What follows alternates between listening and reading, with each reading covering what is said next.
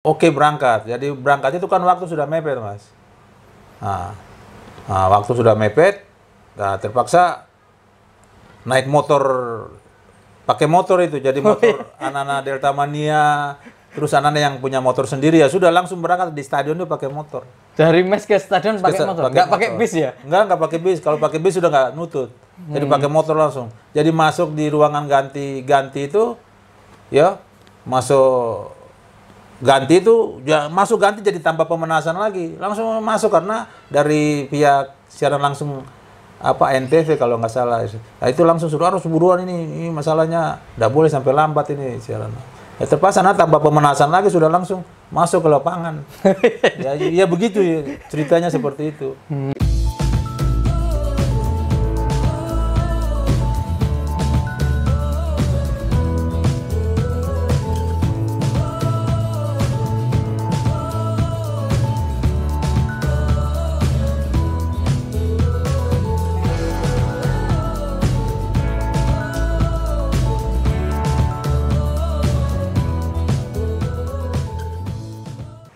Selamat sore kawan-kawan. Selamat datang kembali di Oma Bal-Balan. Ini setelah sepekan istirahat karena liburan lebaran ya. Sekarang bertemu lagi di Oma Bal-Balan bersama saya tentunya Miftahul Fahamzah. Episode kali ini, edisi kali ini saya akan ngobrol bareng Bang Nusyadera, mantan pemain Perkesa Mataram, Gelora Dewata dan Persegi Gianyar ini. Kita akan ngobrol banyak hal, termasuk juga obrolan kedekatannya Bang Nus dengan Mas Fikit Waluyo. Selamat sore Bang Nus. Selamat sore Mas. Sehat selalu nih? Sehat. Jangan tegang-tegang Bang Nus. Udah, santai aja. Iya, santai. Kelihatan tegang ini. Grogi juga dia, tapi sama wartawan senior ini. Ini wartawan masih muda. Wartawan masih muda ya? 28 tahun saya. Oh, mantap. Ini ngomong soal Bang Nus ini. Bang Nus ini kan aslinya dari Ambon ya. Iya. Tapi memulai karir sepak bolanya dari Perkesa Mataram yang di Yogyakarta. Dan yang setahu saya sebelum bergabung dengan Perkesa itu Bang Nus ini memulainya dari Jakarta ya Bang? Iya. Bagaimana nih awal mula ceritanya itu Bang? Iya, waktu awal mulanya itu waktu kakak saya sudah tinggal di Jakarta lama. Nah, terus waktu itu saya menyusul kakak saya ke Jakarta. Waktu itu kakak saya juga pemain sepak bola juga, Semiyadera, ya itu pemain sepak bola di salah satu klub di Jakarta juga. Nah, itu waktu itu juga klub itu ikut kompetisi internal di Persija. Terus mengajak saya ke sana. Tapi waktu saya tinggal di Jakarta Utara di Persitara, terus saya bercampung di salah satu klub di Persitara, yaitu salah satu klub namanya Karangetan. Karangetan itu dari Manado apa nggak salah itu ya, Karangetan Pulau Sangir kalau nggak salah. Ya dari situ saya main ikut klub internal Karangetan itu ya, saya bersyukur saya bisa main bagus. Nah itu karir saya mulai menanjak di Persitara, Jakarta Utara itu. Jadi ikut internal pertamanya di Persitara ya, di Jakarta Utara ya? Iya, jadi saya ikut internal pertama tuh di Persitara. Tapi Bang Nus, yang pernah saya dengar ceritanya itu selain ikut kompetisi internal di Persitara, Bang Nus ini juga di waktu bersamaan ikut kompetisi di internalnya Persija Jakarta dan Persikasi Bekasi ya? Iya betul itu. Gimana membagi waktunya nih? Iya, waktu zaman saya jadi pemain waktu pas pindah di Persitara itu, kakak saya itu main di salah satu klub di Persija. Nah, di Persija itu kakak saya juga ikut saya, suruh saya, ayo main di Persija juga, di internalnya Persija, salah satu klub divisi. Orang bilang divisi 1 sama divisi utama ya, saya ikut divisi 1 itu. Atau orang bilang divisi 2 ya, saya ikut di situ. Yeah. Jadi saya berkembang ya main di Stadion Menteng. Nah, itu main di Stadion Menteng. Terus ya berputar berjalannya waktu ya saya ya main di dua tim itu. Nah, terus nggak lama kakak saya yang ada satu juga di Persikasi namanya Elia Dera. Nah, itu pernah ikut Persijatim juga waktu itu. Nah, dia tinggal di Bekasi. Ngajak saya masuk di salah satu klub BPD. Nah, itu internalnya Persikasi Bekasi juga. Nah, waktu itu ya dari tiga internal itu ya syukurlah saya dipanggil untuk wakili untuk wakili 3 tim itu ya, termasuk Persitara, Persija maupun Persikasi. Jadi sempat kepantau masuk ke 3 tim itu? Iya. Istimewa ini, Bang Nus ini. sempat dipantau itu, cuma saya kan pilih salah satu itu. Pilih salah satunya Persitara. Nah, ikut internal ikut kompetisi antar itu. Nah, itu karir saya. Terus selesai itu saya langsung ke Persikasi. Nah, Persikasi Bekasi itu salah satu itu ada pelatih dari mantan pemain Perkasa Mataram juga, Umar Alatas. Nah, waktu saya dipantau di situ, saya masuk dalam salah satu tim Persikasi Bekasi, yaitu BPD. Nah, saya dipantau juga, terpilih di situ untuk wakili Persikasi Bekasi. Termaksud satu letting sama Makmun Adnan dulu, salah satu pemain Asabab di situ, sama Acup namanya itu, striker satu yang, nah itu sama saya. Nah, terus kok tiba-tiba ini ya, masuknya di kompetisi profesionalnya ikut Perkasa Mataram tahun 89 ya Pak? Iya, 89. Nah, itu prosesnya gimana ini? Jadi gini, waktu proses ya itu ya namanya jalan Tuhan ya. Ya jalan Tuhan, makanya sudah ngatur semua itu. Jadi waktu itu almarhum Iswadidis waktu itu ke Jakarta. Nah, waktu ke Jakarta itu Bang Is ketemu dengan salah satu direkturnya PLN Jakarta ya. Nah, sedangkan salah satu PLN Jakarta itu kan dulu ada masih zamannya tuh Galakarya ya. Kalau nggak salah antar perusahaan antar itu kan. Nah, itu sedangkan PLN itu sering sekali uji coba dengan Persikasi. Nah, jadi sering main sama Persikasi itu sering ya kita membuat ya PLN itu kesulitan dengan ya menghadapi Persikasi itu. Tidak lama almarhum Iswadidis ke Jakarta. Nah, mengkali tanya minta pemain dari PLN. Nah, terus saya nggak tahu Pak siapa namanya direktur itu bilang, sudah kamu aja ada salah satu pemain gelandang di Persikasi. Nah, coba hubungin dia aja itu. Saya lihat waktu saya nonton itu cukup bagus lah. Coba kalau bisa Bang Isnya ke sana coba lihat saya. Terus informasi nanyanya pelatihnya siapa? Tanya informasinya pelatihnya Umar. Umar itu kan salah mantan satu anak buahnya Bang Is. Nah, terus Bang Is telepon Umar, tanya informasi, ya langsung Bang Umar telepon saya. Waktu itu besoknya kita pas latihan terus Bang Umar nawarin, itu kamu ditanyain oleh Perkasa Mataram mau jadi pemain apa tidak. Ya, saya pikir, ya iya Bang, saya mau aja, saya pikir. Ya, saya mau aja. Nah, terus kalau gitu kamu langsung ketemu aja Bang Is di Hotel HI, itu Hotel Indonesia waktu itu kan. Nah, Hotel Indonesia. Ya, saya langsung ke sana. Langsung saya tanya di resepsinya, tanya ini. Nah, ini di kamar sekian ya, saya masuk, saya ketemu, ngobrol-ngobrol dengan Bang Is. Terus Bang Is tanya, Nyong, kamu mau main di Galata mau tujuannya apa? Nah, saya bilang ya cari pengalaman aja, Bang. Mau cari pengalaman aja kamu. Nggak cari uang ini? Nggak cari uang. Ya, saya langsung bilang, ya sudah kalau gitu besok kamu berangkat aja. Ke Yogyakarta? Ke Yogyakarta lah. Gitu. Enak sekali langsung aja ditawarin. Langsung ditawarin di sana.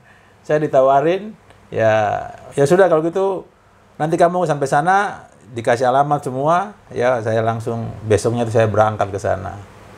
Saya berangkatnya kan naik anu juga kan, naik bis biasa itu juga. Jadi naik bis sana, turun naik beca, tanya alamatnya sampai sana nganter.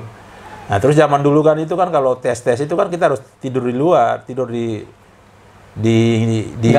luar mes. Nah, di luar mes. Cuma saya mengkali nggak tahu gimana disuruh yang jaga mes itu si Pak Mas Camat ya, namanya Camat itu dulu masasnya Perkesa juga. Sampai sekarang kan masasnya Sleman itu sampai sekarang.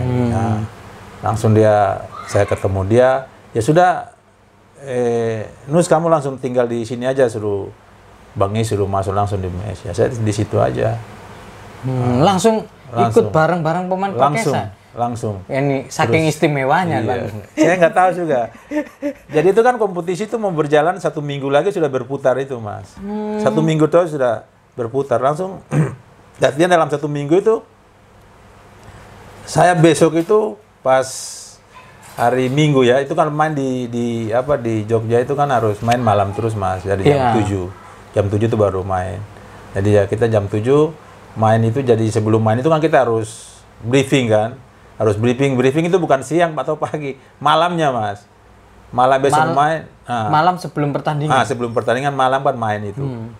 Jadi pas ya sebut nama saya ada main, waduh saya gelisah, Mas, ceritanya. Kok bisa? Galatama masalahnya ini, pemain top, karena sebelum saya masuk di situ kan sering kan kita di Persikasi itu kan kita lihat Maman Abdul Rahman, Dudung Abdullah, pemain stopper ini, timnas ini siapa namanya sih? Heri Keswanto. Bukan, satu lagi Sudirman. Warta. Oh, Warta Kusuma. Warta Kusuma. Jadi mereka kan asli Bekasi, Mas. Jadi waktu main di tim Persikasi, mereka pulang itu mereka sering kan jogging di stadion kan. Jadi kita pemain Persikasi itu, pemain Galatama, datang kita. Jadi kita fokus nonton mereka gini aja, Mas. Ya itu ceritanya, Mas.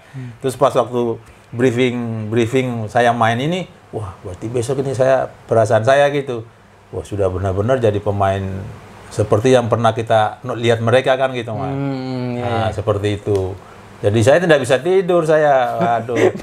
mau main malah nggak bisa tidur ya? Nggak bisa tidur, Mas. Besok saya dipercaya main. Nah itu.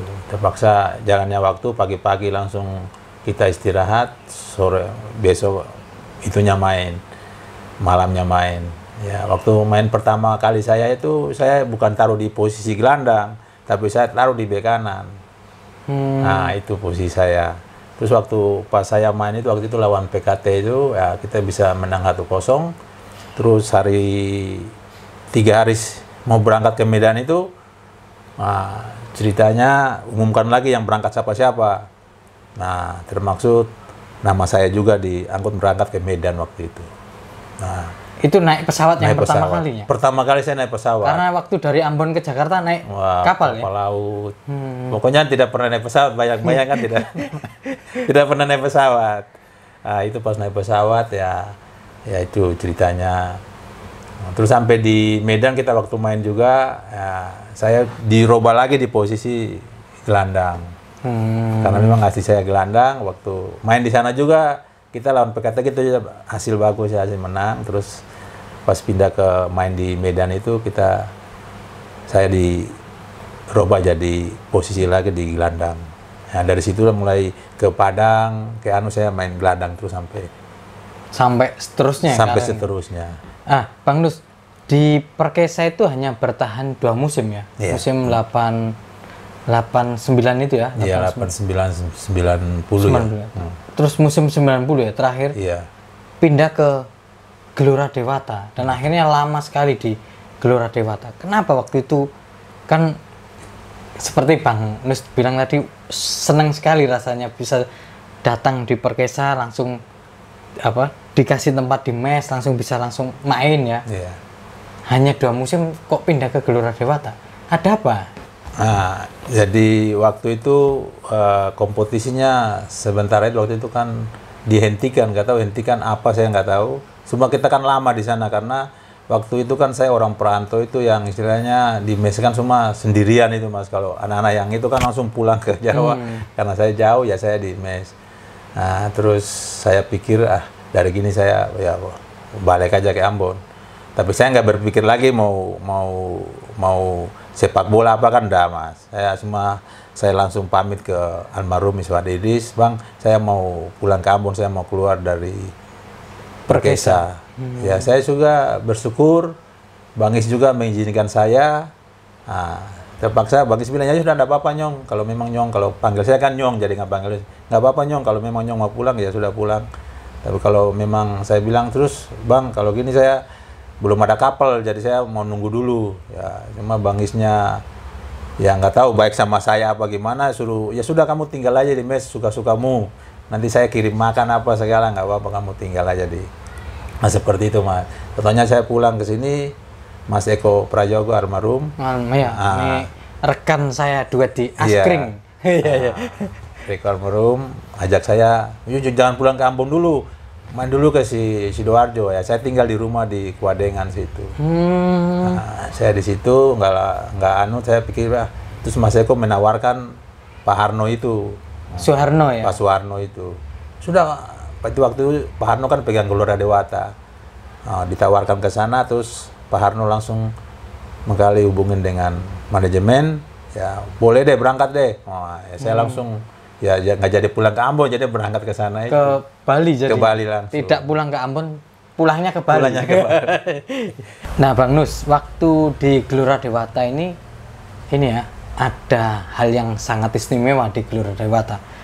Juara Piala Liga 93, runner up Galatama edisi terakhir ya 93-94 yang kalah sama Pelita Jaya kalau nggak salah. Iya. Nah, itu kan baru pindah ke Gelora Dewata ya, baru beberapa musim lah, baru 2 musim lah, langsung dapat piala itu. Apa ya kenangan tentang juara bersama Gelora Dewata dan runner up itu masih lekat banget berarti di ingatan Bang Nus ini. Iya, jadi ya senang ya karena kita main bola tujuannya berprestasi. Sebelum kita masuk di salah satu tim itu, kita membawa nama harum tim itu kan kita cukup senang lah.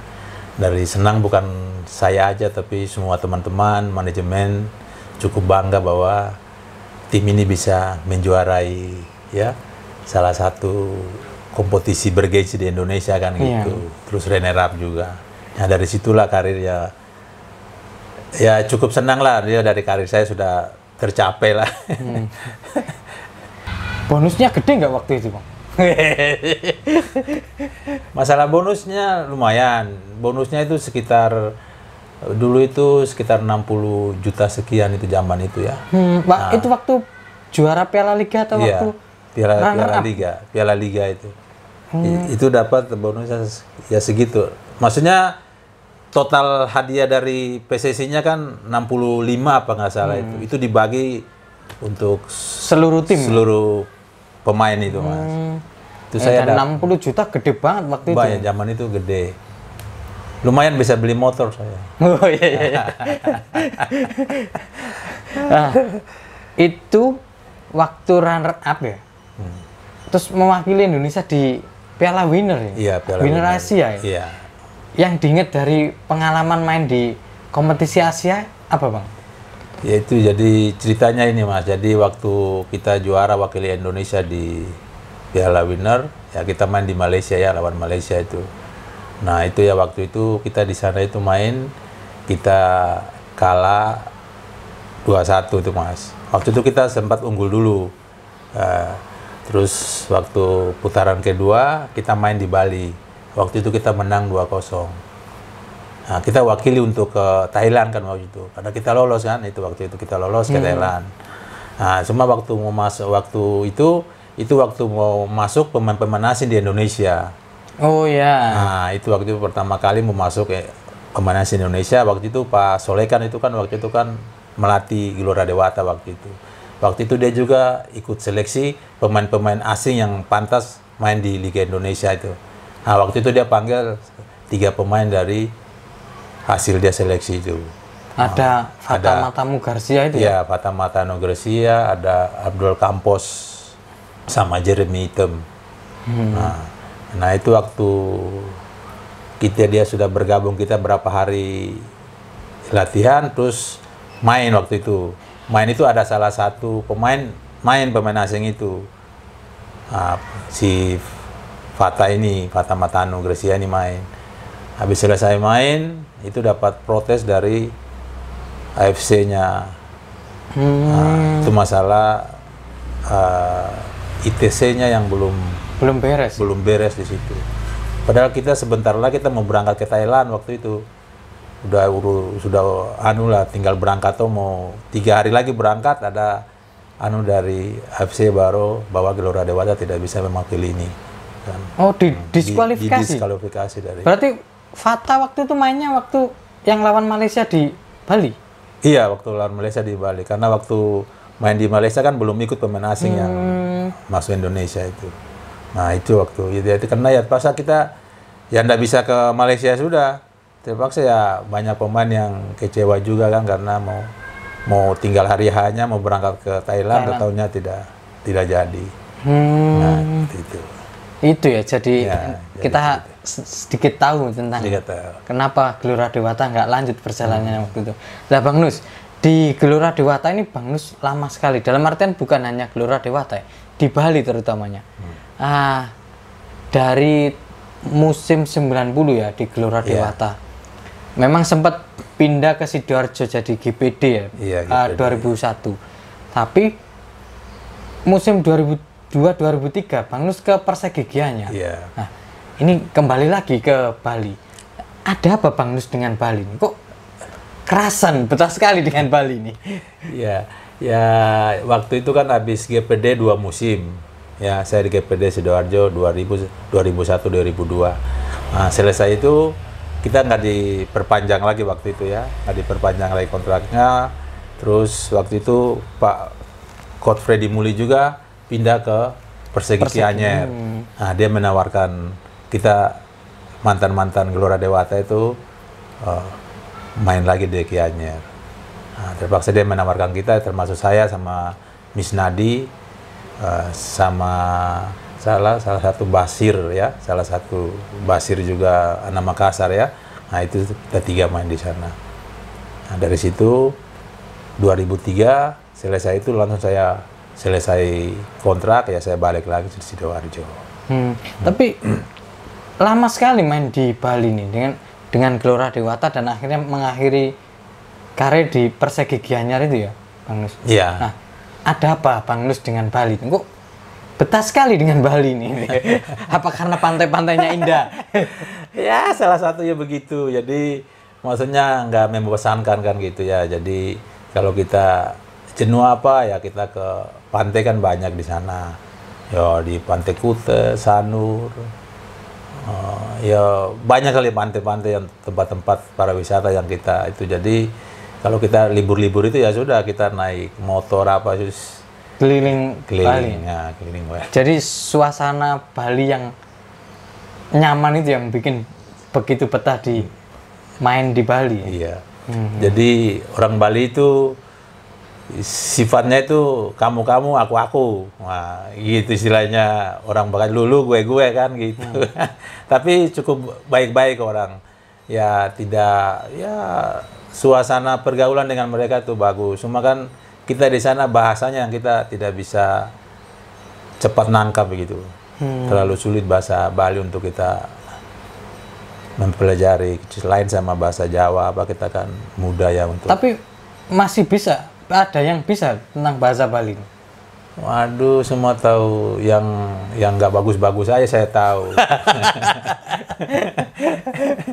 Kleng, udah macam-macam beli, coba ngerti-ngerti itu aja. Kalau sampai hari-hari nggak seberapa. Nah, Bang Nus kan juga ini ya bersama Gelora Dewata di sini apa ya, sosok Nusyadera itu begitu dekat dengan lekat dengan Fikit Waluyo, dekat lah dengan sosok Mas Fikit Waluyo ini. Sebenarnya dari pandangannya Bang Nus ini sosok Mas Fikit itu seperti apa tuh? Ya selama saya saya dulu masuk di Gelora Dewata itu, ya saya sudah berjalan sekitar 6 bulan 6 bulan atau 7 bulan. Nah, saya kan tidak mengenal Pak Figit ini siapa, ya saya tidak pernah mengenal itu. Nah waktu itu dia pindah dari Jakarta itu dia ke Bali, diangkat sebagai bapaknya sendiri Pak Mislan, ya sebagai manajer. Sebagai manajer baru kita semua pemain tahu bahwa ini Pak Figit. Nah, pendekatan dengan pemain itu yang saya selalu menyenangkan untuk kita. Kata orang kalau dia memberikan satu motivasi, ya motivasi pemain itu yang bikin kita itu ya semangat untuk masuk di lapangan itu, Pak. Jadi umpama kita, contohnya kalau kita main belum bikin gol ini, setengah main masuk di lapangan, ya dia sampai ke pemain, dia urut pemainnya gini, pemain semua dia gini, dia pijitin, dia kasih motivasi pemain, jangan pikir itu, yang coba masuk lagi, kamu semangat lagi memenangkan pertandingan. Nah itu yang bikin ya saya tuh sebagai manajer tapi bisa dekatan dengan pemain, memberikan motivasi pemain. Nah, seperti itu yang saya mengenal Pak Figit. Dari situlah semua pemain itu dekat sekali sama Pak Figit itu. Kalau hal-hal apa yang begitu berkesan di luar itu tentang sosok Mas Figit Waluyo ini? Selama saya jadi pemain sampai saya jadi pelatih, pegang tim yang pernah Pak Figit bawa itu, jalannya bukan mudah ya, jalan cukup sulit juga kalau saya pikir, karena dulu dia bawa tim dia sendiri sama bawa tim yang dia pegang yang selama ini kan. Jadi tim-tim yang suruh manajemen dari tim itu suruh dia megang ya. Nah, mereka tidak memberikan uang, nggak memberikan apa, tapi dia mengorbankan, dia punya uang untuk menyiapkan tim itu dari awal. Jadi contohnya tim-tim lain belum persiapan, dia menyerahkan ke Pak Figit. Pak Figit sebelum tim-tim penyiapan dia sudah persiapan, dia punya tim duluan. Jadi berapa bulan sebelum pertandingan dia sudah siapin tim itu, Mas. Nah itu yang saya mengenal dia, ya sisi baiknya dia seperti itu. Jadi sosok Mas Figit ini berarti sebelum tim ini ya dalam artian uangnya belum ada, beliaunya sudah nomboki dulu ya. Jadi jadi dia selalu pegang tim itu dari pihak manajemen dari tim itu sendiri belum berikan dia uang. Jadi dia harus mengeluarkan duit dulu, dia persiapan duit, dia komunikasi dengan pemain bagus banget, Mas. Jadi seperti main, kamu bonus sekian, ya, dia tentukan semua itu, Mas. Kalau dia sudah punya duit sekian banyak, dia berani, ada sampai 50 juta, ada sampai berani dia torok dulu itu semua itu. Itu yang bikin pemain itu motivasi untuk berlatih itu selalu, saya ingin jadi pemain, saya ingin dapat bonus, saya ingin main bagus, ya seperti itu. Jadi saya mengenal ya Pak Figit itu bukan sudah jadi pemain aja, bukan dari sekarang jadi pelatih baru mengenal, jadi dari pemain lagi saya sudah mengenal dia seperti apa. Ya. Itu. Karena kan orang selama ini tahunya hal-hal yang negatif aja, ini kan ada sisi-sisi positifnya. Iya. Itu yang bikin Bang Nus, kan sosok Nusyadera itu begitu dekat sama sosok Figit Waluyo ini.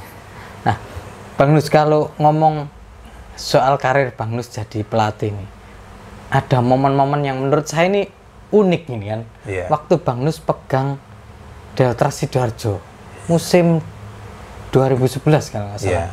Itu ada 2 kali pertandingan yang seingat saya 2 kali. Mungkin Bang Nus nanti bisa cerita, bisa jadi lebih nih. Tapi yang saya tahu ada 2 kali pertandingannya.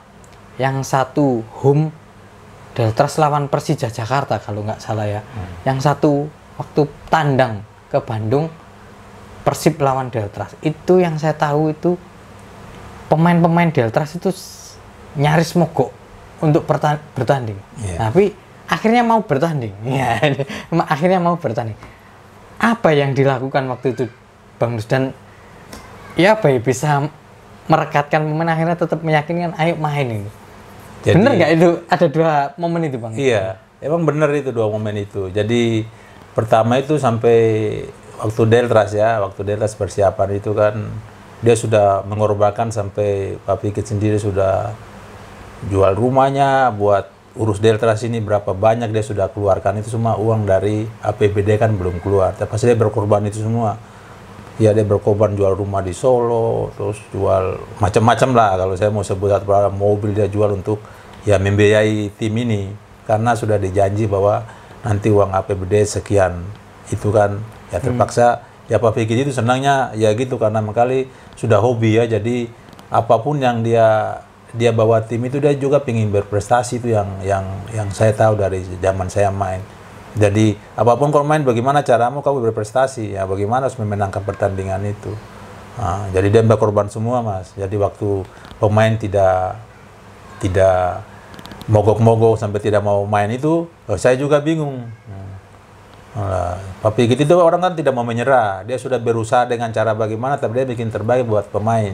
Tapi pemain-pemain itu juga rasa harus bagaimana dia mau menekan, karena ini waktu itu kan kita merencanakan mau siaran langsung gitu Mas. Yang lawan Persija Jakarta. Iya, lawan Persija Jakarta. Ya anak-anak sudah mogok semua. Ya ada beberapa pemain asing itu sudah mogok semua tuh. Sudah mau latihan, mau yang senior-senior.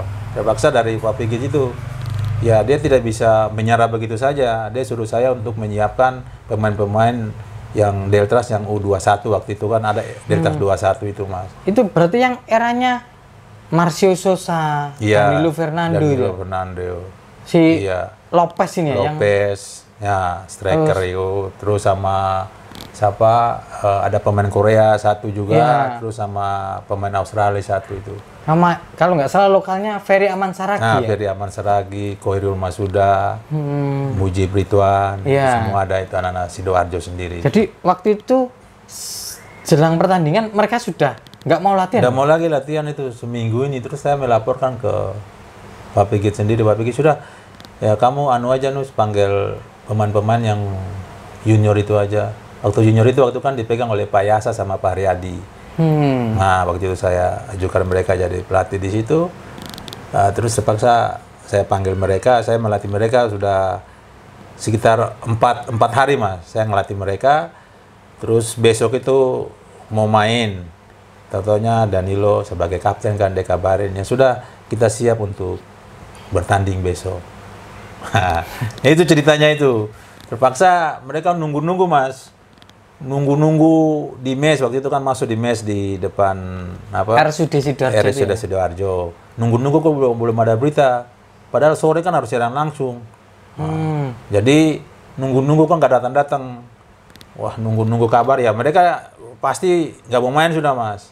Katanya sekitar jam 2:30, nah, ada Delta Mania datang ya, termasuk Bakiro dan lain-lain itu ya, termasuk Mas In juga datang. Mas In. Nah, Mas In datang menjamin bahwa ya sudah kita kasih berapa juta, sekitar 150 juta janji untuk berikan ke pemain untuk menutupi bonus-bonus yang belum diberikan itu. Berarti waktu itu mereka mogok karena nggak gajian, nggak dapat bonus? Iya, itu waktu itu nggak ada gajian. Tapi yang ditutup bonus. Akhirnya bonusnya duluan? Iya, akhirnya yang ditutup bonusnya duluan waktu itu. Seperti itu. Apa yang terjadi ketika terus disanggupi itu Bang? Ya waktu itu pas nyampaikan di mes, langsung semua oke berangkat. Jadi berangkat itu kan waktu sudah mepet Mas. Nah, waktu sudah mepet, nah, terpaksa naik motor, pakai motor itu, jadi motor anak-anak Delta Mania, terus anak-anak yang punya motor sendiri ya sudah langsung berangkat di stadion itu pakai motor. Dari mes ke stadion pakai motor, nggak pakai bis ya? Nggak pakai bis, kalau pakai bis sudah nggak nutut, jadi pakai motor langsung. Jadi masuk di ruangan ganti itu, ya masuk ganti itu, ya masuk ganti jadi tanpa pemanasan lagi, langsung masuk karena dari pihak siaran langsung apa NTV kalau nggak salah. Nah, itu langsung sudah harus buruan ini masalahnya nggak boleh sampai lambat ini siaran. Ya terpaksa tanpa pemanasan lagi sudah langsung masuk ke lapangan. Ya begitu ya, ceritanya seperti itu. Jadi yang disiapkan karena awalnya mereka mogok sudah menyiapkan tim U21-nya ya lawan Persija Jakarta, tapi karena mau itu mau jadinya. Jadi Pak Fikri itu selama persiapannya itu Pak Fikri bilang, ya sudah kamu aja berani aja ambil pemain 21 aja untuk persiapan. Persiapannya 21 aja, nggak apa-apa kamu Ya Pak Fikri selalu memberikan motivasi karena dia sudah berkorban sampai sudah berapa yang dia keluar itu belum mengharapkan kan untuk dia putar lagi untuk pemain ini, semua belum keluar itu sampai seperti itu, Mas. Nah, waktu lawan Persib Bandung itu apa yang terjadi, Bang? Itu kalau lawan Persib Bandung itu masalah bonus saja ya, karena beberapa pertandingan itu kan bonus juga belum mendapat, jadi anak-anak juga banyak juga itu mau main apa enggak, mau main ya seperti itu, Mas. Jadi prosesnya hampir sama sama yang lawan SMA Home yang di Sidoarjo aja. Iya. Itu satu tim sudah di Bandung, tapi pas mau hari H nggak mau main. Nggak mau main. Akhirnya mau main, gimana caranya? Ya diberikan motivasi kayak Pak Pigit lagi. Sudah, main aja. Nanti saya yang bertanggung jawab semuanya. Ya gitu, Mas. Jadi ya sudah, memang ya apa seorang Bos Pigit ini emang, Pak Pigit ini emang punya salah satu, ya apa ya saya bilang ke Indonesia ini salah satu orang yang membakar semangat pemain itu memang ya itulah saya mengenal Pak Pigit selama saya jadi pemain sampai jadi pelatih. Bang, dari perjalanan panjang ini, Bang, momen yang paling berarti di lapangan hijau apa, Bang? Momen yang paling berarti ke saya waktu itu, saya mengalami operasi hernia. Ya, waktu momen yang paling sayang itu. Jadi hernia itu saya operasi kiri kanan ya, Mas. Itu 1 bulan itu saya sudah disuruh main sama Pak Pigit itu. 1 bulan loh, Mas. Itu waktu di Gelora Dewata. Tahun berapa, Bang? Ya 92-93 kalau nggak salah itu. Pokoknya 92-93 itu ya itu 95-an, Mas. 95-an. Waktu itu saya operasi. Wah, karena saya sebelum itu dipaksakan terus, Mas. Katanya karena operasi, saya langsung operasi 1 bulan, saya istirahat di sini, terus saya berangkat ke Bali. Itu pas main lawan PKT waktu itu. Saya lawan Fakri Hussein waktu itu. Fakri Hussein termasuk pemain timnas yang ngotop lah istilahnya, paling dibesar-besarkan namanya di media massa, di apapun ya gitu ya. Semua termasuk waktu itu paling top ya Fakri Hussein itu, Mas, waktu itu. Ya waktu itu saya main lawan PKT. Waktu itu main di PKT saya main, Pak Pigit ini, sudah kamu minum aja, minum obat aja. Dia kasih obat. Obat itu saya langsung minum 2, Mas. Ya minum 2 itu, main aja nggak apa-apa itu ya. Dia kasih motivasi. Saya main, Mas, itu. 1 bulan itu, pas 1 bulan saya. Setelah operasi? Nah, saya main itu saya memang ya maksimal mainnya, pokoknya saya menjalankan tugas dengan apa yang diutus oleh pelatih itu dengan baik. Ya, saya dipilih oleh pemain terbaik waktu itu, ANTV secara langsung. Saya dapat pemain terbaik, saya dipilih, tapi saya bukan bikin gol, tapi itu salah satu pemain asing, Jeremy itu bikin gol ya. Tapi waktu itu kita menang. Ya, saya dipilih oleh wartawan di sana ya, untuk mendapat pemain terbaik. Dapat TV Digitek Sumo 21 inch. Nah, itu waktu diserahkan oleh Desi Ratnasari waktu itu, masih zaman itu, Mas. Nah, saya dapat pemain terbaik itu yang bikin saya. Itu momen yang sangat sangat lekat. Ya, sangat lekat. Sampai sekarang ya. Karena baru sembuh baru selesai operasi, main ternyata jadi pemain terbaik. Istimewa. Semua itu kan kebetulan, jalannya sudah begitu. Nah, ini obrolan bareng Bang Nusyadera ini. Nanti kita sambung dengan obrolan berikutnya dengan mantan pemain dengan pemain sepak bola yang lainnya. Sekian dulu kawan-kawan episode kali ini. Kita bertemu di episode berikutnya. Selamat sore dan terima kasih Bang Nus. Ya, terima kasih juga Mas. Tetap nikmati obrolan sepak bola di sini di Oma Bal-Balan.